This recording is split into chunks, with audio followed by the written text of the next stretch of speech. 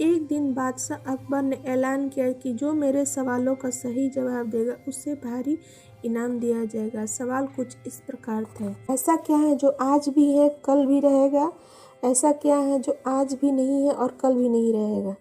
ऐसा क्या है जो आज तो है लेकिन कल नहीं होगा? इन तीनों सवालों के उदाहरण भी देने थे। किसी को चतुराई भर इन 3 सवालों का जवाब नहीं सूझ रहा था।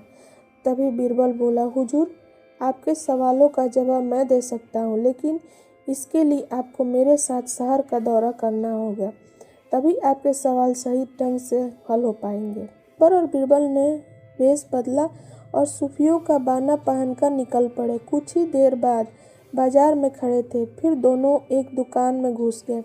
बीरबल ने दुकानदार से कहा, हमें बच्चों की पढ़ाई के लिए मदरसा बनाना है। तुम हमें इसके लिए 1000 रुपये दे दो।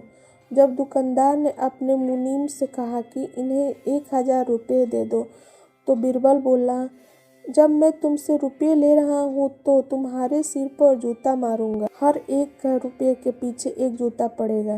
बोलो, तैयार हो? यह सुनते ही दुकानदार के नौकर का पारा चढ़ गया और वह बीरबल से 2-2 हाथ करने आगे बढ़ गया। लेकिन दुकानदार ने नौकर को शांत करते हुए कहा, मैं तैयार हूँ, लेकिन मेरी एक शर्त है।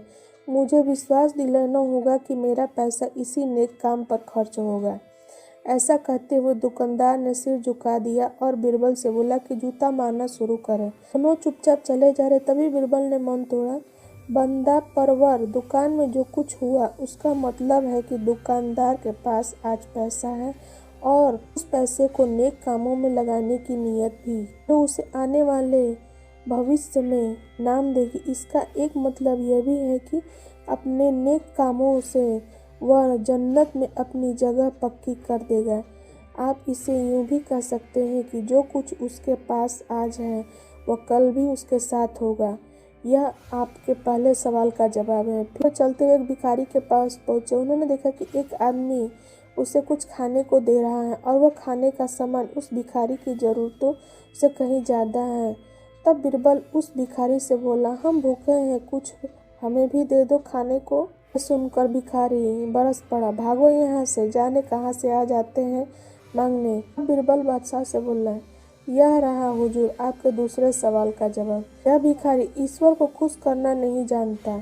इसका मतलब यह है कि जो कुछ इसके पास आज है वह कल नहीं होगा। दोनों फिर आगे बढ़ गए। उन्होंने देखा कि एक तपस्वी पेड़ के नीचे तपस्या कर रहा है। बीरबल ने पास जाकर उसके सामने कुछ पैसे रखे। तब वह तपस्वी बोला, इसे हटाओ यहाँ से, मेरे लिए यह बेईमानी से पाया गया पैसा है।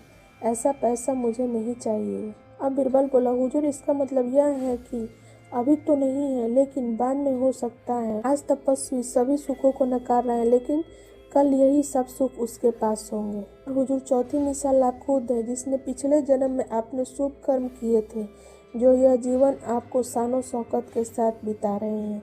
किसी चीज़ की कोई कमी नहीं। यदि आपने इसी तरह ईमानदारी और न्यायप्रियता से राज करना जारी रखा तो कोई कारण नहीं कि यह सब कुछ कल भी आपके पास न हो। लेकिन आप यह न भूलें कि यदि आप राह भटक गए तो कुछ साथ नहीं रहेगा।